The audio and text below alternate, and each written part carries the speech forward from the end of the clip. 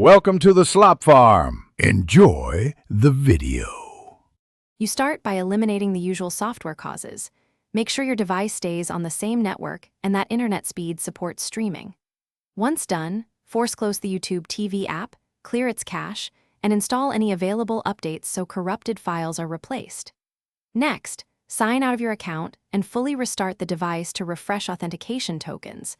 This often clears playback locks and resolves a black screen without touching cables or advanced settings. If the screen remains black, move to Diagnostics.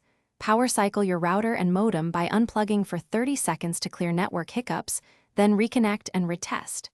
Make sure HDMI or AV cables are securely seated. Swap ports or use a different cable to rule out a faulty connection. Also launch another streaming app or use a different device.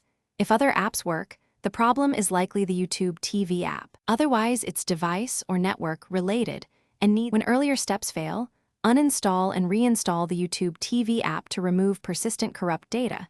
This rebuilds app files and often restores video output. If reinstalling doesn't help, consider a factory reset of the streaming device as a last resort. Back up any settings first because this erases local data.